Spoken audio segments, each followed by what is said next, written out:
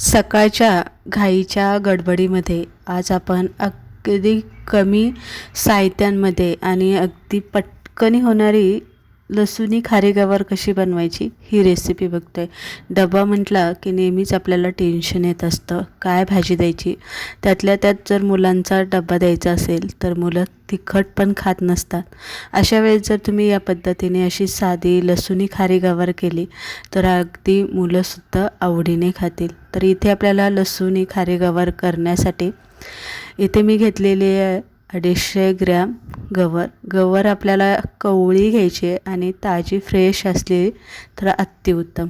आता लसूणी खारी गवार बनवण्यासाठी आपल्याला यामध्ये जरासा लसूण जास्त घालायचा आहे आणि लसूण आपल्याला ठेचून घालायचा आहे, एवढं लक्षात ठेवायचं।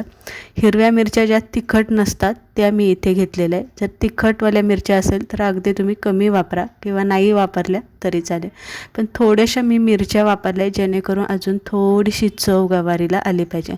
लसूण तेलामध्ये जिरे मोहरी घालून घेतली की लसूण घाला, हिरव्या मिरच्यांचे असे उभे काप करून घाला, त्यानंतर कढीपत्ता आवर्जून घाला आणि हे चांगलं आपल्याला तडतडून द्या आणि नंतर हळद हिंग यामध्ये घालून घ्या आणि ते चांगलं आपण तडतडून दिलं की मग गवार आपल्याला इथे निथळून घालायची। कवळी गवार आहे त्यामुळे पाणी वगैरे यामध्ये अजिबात घालायचं नाही। शक्यतो गवार ही वाफेवरती शिजवली की खायला एकदम चविष्ट लागते। त्यानंतर मीठ आपल्याला यामध्ये घालायचं आहे। आता थोडीशी आपल्याला ती खारट बनवायची, मसाले वगैरे काही नाही, थोडंसं मिठाचं प्रमाण इथे नेहमीपेक्षा जास्त घालायचं आहे। हलवायचं, झाकण ठेवायचं, 10 मिनिटात गवार वाफेवरती होते। गॅस फक्त बारीक करून ठेवायचा। अगदी तुमच्या डब्याला चपात्या बनवेपर्यंत ही गवार बनून तयार झालेली असते। तर इथे बघू शकता अगदी 10 मिनिटापेक्षाही कमी वेळ लागतो।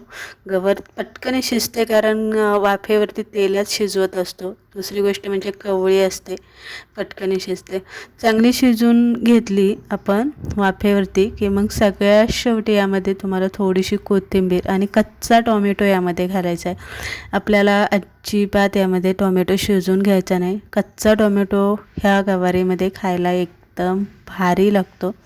तर अशा पद्धतीने आज आपण सकाळच्या घाई गडबडीत टिफिनला देण्यासाठी छान लसूणी टोमॅटो गवार आपण इथे बनवून घेतलेली। तुम्हाला ही रेसिपी आवडली, लाईक करा, शेअर करा आणि एकदा नक्की या पद्धतीने ही गवार बनवून बघा।